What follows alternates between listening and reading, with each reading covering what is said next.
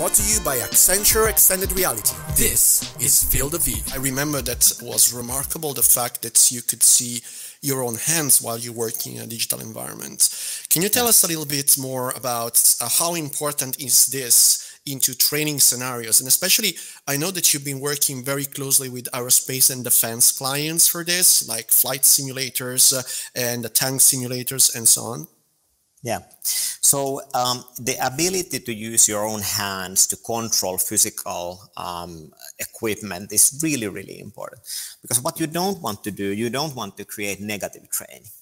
So negative training means that when you are in virtual reality, you would do things differently than in flying a real, airplane or helicopter or a kind of like space rocket, for example. So in our ability to, first of all, track the hands, that we have perfect hand tracking, and then we have the ability to do mixed reality, so that you can see everything around you is simulated, is digital, but you can see still the real controllers in front of you. So we can do this truly mixed reality trainers, and that is the next generation of truly training. So we can create this kind of like a fully synthetic environment, but operate with the real controllers. And that is the game changer, because then, like very nicely, one of our users, Lockheed Martin, is saying that with this system, you can train like you fly and fly like you train.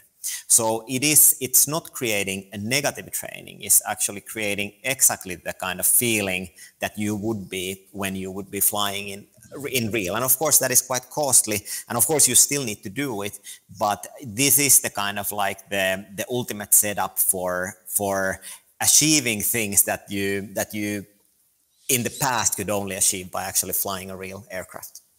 What is, so for our kind of viewers listening to this right now, what really is human eye resolution then? I mean, a lot of people might be listening and thinking, oh, that's just a marketing buzzword, but I'm sure you've got some actual, science behind that then, I guess. Yeah, that's a really good question. So when we started out to create, basically the start of the Varjo was an innovation on how could we achieve 10 times, 20 times the resolution of the current era.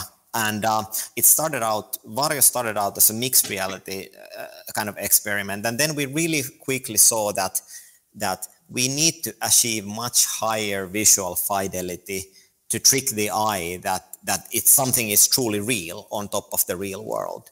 And we did a lot of research on that one, and I think it came out in one of Google's research papers. It was that the human eye resolution is about 60 pixels per degree that you're seeing. So the pixels per degree is the kind of right way to think about the visual quality in virtual reality. And we did the math, and our innovation was that we combined two different displays and we projected the image on top of each other, and we called this innovation bionic display.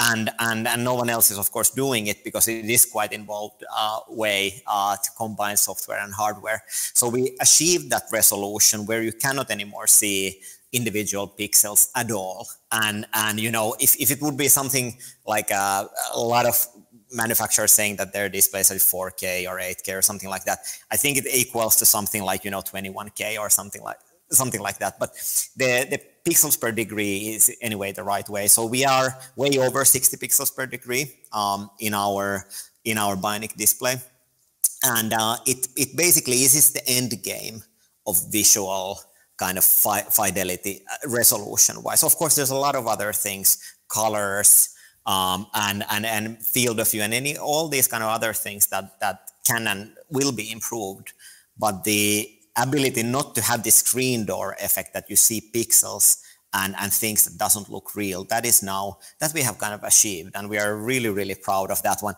And it's really great that when we, and I agree that a lot of people are kind of like, yeah, it's kind of marketing thing, but it's so the moment when they see our headset and put it there on, that is so full of satisfaction always to us who are doing those demos with our clients, because then they basically take it off and they're like, yeah, this is the real stuff. And this has happened to us many times. And there was this one really funny time when we had a German car maker visiting us in here in Helsinki, and they were a little bit, we heard, and we wanted to come and check it out, and they put it on, and they were staring at their own logo in virtual reality for like 5 minutes. They were just looking at their logo and they took it off and they were talking to each other like, "Das is sexy." So I think that was the moment when we feel like, I think they get it now, and so we are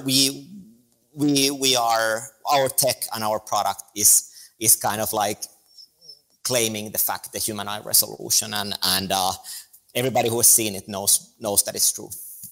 Did you know you can catch this full episode of Field of View and more by subscribing on YouTube, Spotify, Apple Music, or wherever you get your podcasts to not miss another immersive technology moment? Subscribe today.